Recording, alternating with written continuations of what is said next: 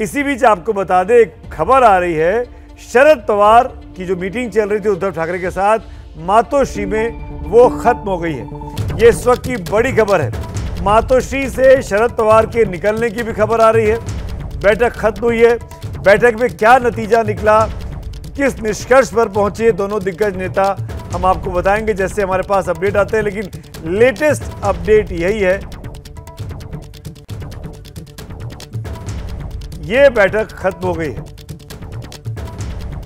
मेरे साथ मुझे बताया जा रहा है कि बागी गुट के नेता भी एक शामिल होने वाले हैं। विजय केसरकर जुड़े हुए हैं। ये बैठक खत्म हुई है। देखिए एनसीपी के नेता बाहर निकल रहे हैं मातोश्री से। केसरकर साहब, वहां बातचीत चल रही है शिवसेना और एनसीपी के बीच, क्या लग रहा है आपको? सरकार बचा लेंगे वो लोग? किस कोशिश में लगे हैं? देखिए, एक तो उनको मान लेना चाहिए कि they don't have the required number, और डेमोक्रेसी में इसको एक्सेप्ट करना ही डेमोक्रेसी की एक ताकत है और उसको कायम रखना चाहिए। महाराष्ट्र का वो कल्चर है। जैसे देवेंद्र फडणवीस जी नंबर नहीं बना सके लास्ट टाइम जो अजित पवार साहब के, तो उन्होंने एक्सेप्ट किया कि I don't have the number and he resigned. So that is the way how things are accepted in Maharashtra and they act upon it. But ऐसा हो नहीं रहा है बट ऐसा हो नहीं रहा है। ये ग्रुप लड़ रहा है और इनफैक्ट शिवसेना ने तो आपके कुछ साथियों के खिलाफ एप्लीकेशन भी दे दी है कि इनकी मान्यता रद्द की जाए। मान्यता रद्द ऐसे होती है क्या? जब आप कोई मीटिंग अटेंड नहीं करते इसलिए डिस्क्वालीफाई करना, ये तो ऐसे हुआ कि आपके पास नंबर्स है, आपके पास एप्लीकेशन है कि constitutionally you are bound to give recognition where the number is more than 2/3. You already have the application, still you are entertaining disqualification application. What is this? Is it a democracy? अब तो deputy speaker ने अजय चौधरी को मान लिया नेता। आपके group की तो बात चल ही नहीं रही है, सुन ही नहीं रहे। उसको चैलेंज करना चाहिए कोर्ट ऑफ लॉ में। क्या जिसको 18 लोग अपना समर्थन देते हैं वो 55 के ग्रुप का नेता बन सकता है क्या? इसमें सिंपल लॉजिक है। कोर्ट में कौन चैलेंज करेगा? मैं तो करूंगा नहीं, आप ही लोग को करना होगा। केसरकर साहब कब करेंगे चैलेंज? करना है वो करेंगे शिंदे साहब, वो तो कोर्ट में जा रहे हैं। ये जो निर्णय है उसके खिलाफ तो उनको जाना ही चाहिए। और मैं ऐसे समझता हूँ कि एक अविश्वास ठराव भी आ रहा है डेप्यूटी सीएम साहब के, डेप्यूटी स्पीकर के अगेंस्ट। अगर वो आ जाता है तो उनको ये राइट नहीं बनता है कि ये ऐसी कोई केस चलाए। तो आपने ये अविश्वास प्रस्ताव दे दिया है क्या डिप्टी स्पीकर के अगेंस्ट में? As per my information, it is already submitted and they will have to entertain it.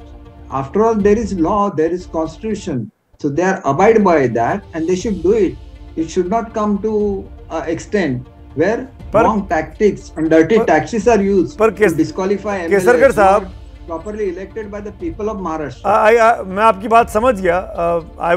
मैं आपसे रिक्वेस्ट करूंगा कि हिंदी में बात करिए। हिंदी के चैनल हैं, ज्यादा लोगों तक आपकी बात पहुंचेगी। आपकी अंग्रेजी बहुत अच्छी है, नो डाउट अबाउट दैट। लेकिन thank you so much Kesarkar साहब। मैं ये जानना चाह रहा हूँ आपसे, कल संजय राउत जी ने कहा था कि आप लोग लौट आइए, हम महाविकास आघाड़ी छोड़ देंगे। लौटेंगे कि नहीं लौटेंगे मुंबई? ये संजय राउत जी है। एक जगह बोलते हैं कि आप लौट जाइए और दूसरी जगह बोलते हैं कि हम लोग रास्ते पे आ जाएंगे, हम आपके स्वागत के लिए रास्ते पे आएंगे, हम आपको डंडा मारेंगे, फिर आप हमारी सुनिए। ये डेमोक्रेसी में चलता है क्या? आप ऐसी बातें करते, दोनों स्टेटमेंट उनकी है ना। तो मुंबई कब लौटेंगे फिर? यहाँ तो कैसे लौटेंगे? यहाँ तो सीएम साहब बोल रहे थे कि मैं अपना रेजिग्नेशन रेडी रखता हूँ। अगर महाराष्ट्र के एक ही भी एमएलए ने मेरा रेजिग्नेशन लेटर मांगा तो मैं उनके पास दे दूंगा। एक भी एमएलए गया क्या उनके पास रेजिग्नेशन लेटर मांगने के लिए? कोई नहीं गया। वो हम लोग उसको रेस्पेक्ट करते। तो इसके ऐसे स्टेटमेंट को क्या ये करते? अगर वो ऐसे स्टेटमेंट देता है तो उसकी अहमियत रखिए ना संजय राउत जी। चलिए, संजय लोगों को बोल रहे रास्ते, संजय राउत जी को पीछे छोड़ दिया आपने, अपना रिएक्शन दे दिया। पर जो उद्धव जी ने कहा था कि एक भी आदमी मुझे बोल दे मैं इस्तीफा दे दूंगा, तो क्या आप चाहते हैं उद्धव ठाकरे इस्तीफा दे दें? अब किसने मांगी थी उनके इस्तीफा? उन्होंने तो खुद बोला मैं इस्तीफा देने के लिए जी, वो उन्होंने कहा। हम तो लास्ट 1.5 ईयर से उनको बोल रहे हैं कि आप गठबंधन बनाइए बीजेपी के साथ, जो आपके नेचुरल अलाइज है, जिनके साथ आपने इलेक्शन लड़ा था। जिनके साथ आपको लोगों ने कंबाइनली वोटिंग किया है, तो उसमें क्या बुरा है? हमने इकट्ठा लड़ाई की थी ना। वो आपकी एक ये थी कि जो 2.5 साल का मुख्यमंत्री पद है वो शिवसेना को मिले। ये बाला साहब का भी सपना था कि वहां पे शिवसेना बैठे उस चेयर पे, वो तो पूरा हो गया ना। 2.5 साल तो खत्म हो गए। तो आप क्यों इंसिस्ट कर रहे हैं? फिर आप क्यों ये लड़ाई कर रहे हैं? तो आप जो स्टेटमेंट निकल रही है, they are very unfortunate. You are head of the state, it is your responsibility. तो जब तक उद्धव ठाकरे इस्तीफा नहीं देंगे कुर्सी से मुख्यमंत्री की, तब तक क्या आप तमाम लोग मुंबई नहीं लौटेंगे? 50-55 लोग जो भी आप गुवाहाटी में हैं। हमें उनमें पूरा विश्वास है। वो एक एफिशिएंट सीएम है और कॉन्स्टिट्यूशनल उनकी रिस्पॉन्सिबिलिटी है कि लॉ एंड ऑर्डर मेंटेन की जाए मुंबई में और महाराष्ट्र में। वो तो इनकी रिस्पॉन्सिबिलिटी है as a head of state. आप पक्ष प्रमुख, ये आपका प्रमुख रोल है, या हेड ऑफ द स्टेट है आपका प्रमुख रोल है, वो आपको डिसाइड करना है और आपको आपकी कॉन्स्टिट्यूशनल ड्यूटी जो है वो निभानी है, क्योंकि आपको लेगेसी है बाला साहब की। बाला साहब जो भी बोलते थे, करते थे। आपने शपथ ली है घटना की कि जो भी आदमी रहेगा उसके बारे में कोई भी ममत्व या कोई भी द्वेष नहीं रखते हुए मैं काम करूंगा। आप मेरे सवाल का जवाब नहीं दे रहे हैं केसरकर साहब। आप मेरे सवाल का जवाब दीजिए ना। मैं बहुत पॉइंटेड चीज पूछ रहा हूं आपसे, स्पेसिफिक। बोलिए। आप मुंबई कब लौटेंगे? जब उद्धव ठाकरे कुर्सी छोड़ेंगे तब लौटेंगे, या जब तक सरकार नहीं बदल जाती तब तक नहीं लौटेंगे? क्या है तैयारी?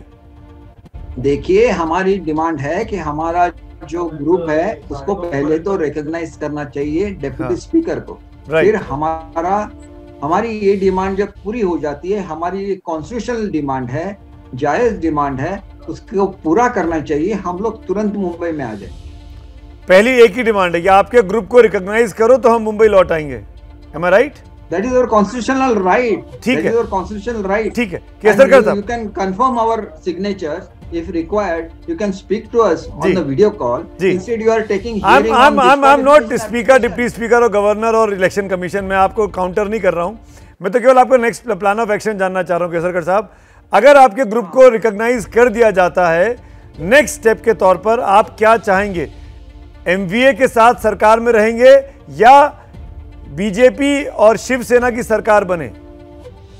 देखिए, एमवीए के साथ जाना हमको बिल्कुल मंजूर नहीं है। हम बार बार बोल रहे हैं कि आप इसको तोड़ दीजिए, आप बीजेपी के साथ सरकार बनाइए। अगर वो नहीं चाहते, उन्होंने आज स्टेटमेंट किया है कि आपको जाना है तो आप जाइए, मैं तो नहीं आऊंगा। तो वो उनका पॉइंट ऑफ व्यू है, उनको अगर वो मेंटेन करना है वो मेंटेन करे। उनका, हम लोग उनके खिलाफ कुछ भी नहीं बोले। You are so specific. Thank you so much Keskar साहब। अगर उद्धव ठाकरे मान लेते हैं कि बीजेपी के साथ सरकार बना लीजिए, तो आप पार्टी को फिर तो नहीं तोड़ेंगे ना? उद्धव ठाकरे को अपना मुखिया मानते रहेंगे ना? बिल्कुल नहीं, आप मानते ही रहेंगे, उसमें क्या शक है। आज भी वो हमारे मुखिया है। ठीक है, और मुखिया रहेंगे। ठीक है। तो अब अगला सवाल मेरा, ऐसे में मुख्यमंत्री कौन बनेगा? बीजेपी का बनेगा कि शिवसेना के उद्धव ठाकरे को रहना चाहिए? वो उनको बात करनी चाहिए। बीजेपी हमारी पार्टी तो है नहीं जी, वो एक नेशनल पार्टी है, तो उनके साथ उद्धव साहब को बात करनी चाहिए और ये तय करना चाहिए कौन सीएम बनेगा, कौन डेप्यूटी सीएम बनेगा। और वैसे भी हमारा टेन्योर अभी खत्म हो रहा है 2.5 साल का, तो वो सब उनका ही कहा हुआ था। You have answered. अबाइड उनको होता है या नहीं, वो उनका सवाल है। केसकर साहब, without answering you have answered my question कि इनका टेन्योर पूरा हो गया है, बीजेपी के साथ सरकार बनानी चाहिए। तो मेरा अब अगला हाइपोथेटिकल सिचुएशन है, बट हम लोग एक कंस्ट्रक्टिव बातचीत कर रहे हैं। मान लीजिए देवेंद्र फडणवीस मुख्यमंत्री हैं, तो आप चाहेंगे कि डिप्टी सीएम शिंदे साहब बने? हम लोग, हमारा जो ग्रुप है, उन्होंने शिंदे साहब को अपना लीडर चूज किया है और जो भी निर्णय वो लेते हैं हम पे वो बाइंडिंग है। तो डिप्टी सीएम एकनाथ शिंदे या डिप्टी सीएम उद्धव ठाकरे की वाली शिवसेना, उद्धव और एकनाथ शिंदे वाली शिवसेना के आदित्य ठाकरे डिप्टी सीएम, कौन होंगे डिप्टी सीएम? देखिए, इसका भी निर्णय हमारी तरफ से शिंदे साहब ही लेंगे, क्योंकि हमने यूनानिमसली उनको लीडर चुना है अपने ग्रुप का। तो अपने ग्रुप की तरफ से जो भी कहना है वो शिंदे साहब कहेंगे, वो कहने का मुझे तो अधिकार नहीं है। और उद्धव साहब ने बोला था, let me complete my sentence, Uddhav साहब ने बोला है कि एक शिवसैनिक बनेगा, ना कि ठाकरे फैमिली का कोई मेंबर बनेगा जो पावर में रहेगा। तो ये उद्धव साहब की भी इच्छा है कि कोई शिवसैनिक सत्ता की कुर्सी पे बैठे, अगर वो अपना दिया हुआ शब्द पूरा करना पर वो चाहते हैं, शिवसैनिक तो सीएम वो बनाना उनका चाहते हैं। बड़प्पन डिप्टी रहेगा। सीएम नहीं कहा उन्होंने सीएम कहा कि कोई सीएम बने शिवसैनिक। कहा, लेकिन वो तो टेन्योर पूरा हो गया ना, वो खुद ही सीएम बने, तो अब वो अपॉर्चुनिटी नहीं तो है। आदित्य ठाकरे अगर बीजेपी शिवसैनिक के नहीं है साथ क्या? जाते हैं तो। हाँ, आदित्य ठाकरे शिवसैनिक है कि नहीं है? देखिए, आदित्य ठाकरे ठाकरे फैमिली के मेंबर है। वो हमारे लिए उतने ही आदरणीय है जितने उद्धव साहब है, क्योंकि उनके पास बाला साहब का वो लीगेसी है। लेकिन आप ये सोचिए कि उद्धव साहब ने क्या बोला था, बाला साहब ने क्या बोला था कि एक शिवसैनिक को पावर में आना चाहिए। वो पावर या तो सीएम की होती है या तो डिप्टी सीएम की होती है। एनसीबी भी पावर में है, लेकिन उनके पास पद है उप मुख्यमंत्री का, तो उन्होंने अजित दादा को उप मुख्यमंत्री बनाया। लेकिन शिवसेना एक डिफरेंट पार्टी है जिसमें बाला साहब की सोच ऐसी थी कि हम खुद नहीं बनेंगे, हम एक ऑर्डिनरी शिवसैनिक को बना देंगे पावर सेंटर। तो ये बनाना या नहीं बनाना ये उद्धव साहब का ऑप्शन है, और वो ये करे। मेरे जैसा छोटा सा कार्यकर्ता उनको क्या बोल सकता है। थैंक यू सो मच विजय केसकर जी, आपने बहुत ही प्रिसाइसली बहुत सारी बातें क्लियर कर दी। और ये हेडलाइन हमको देके जा रहे हैं कि आपके गुट को जैसे मान्यता मिलेगी आप लोग मुंबई लौट आएंगे।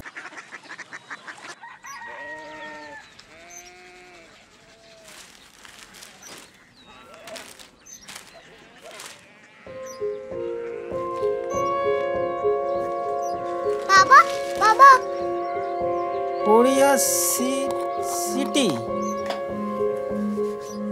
जानी ना?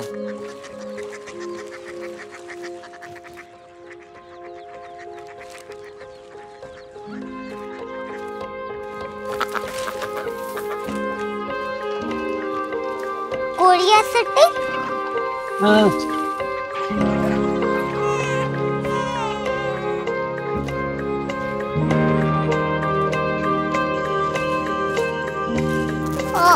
कोरिया सिटी कहाँ पे है? शहर अंग्रेजी लगे हैं।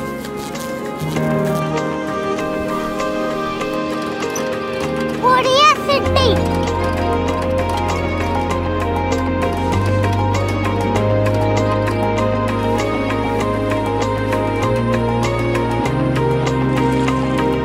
वो बहुत दूर है।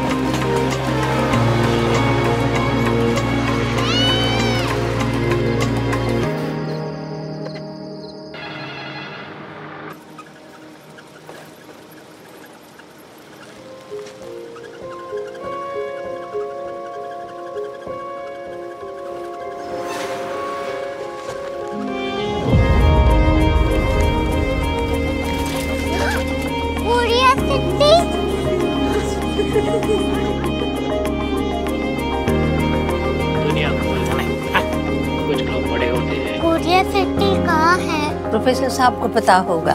हो, ये छोटा वाला ग्लोब लगता है और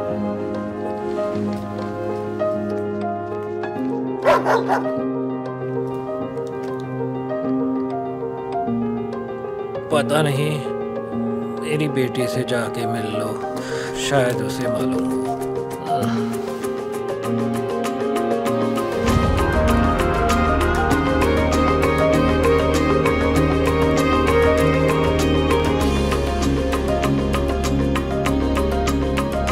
हाय,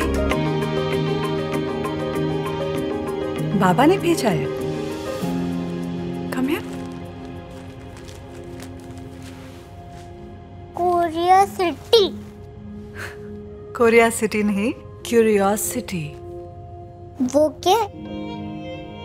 That's what brought you here? जो तुम्हें यहाँ तक ले आया। क्यूरियोसिटी।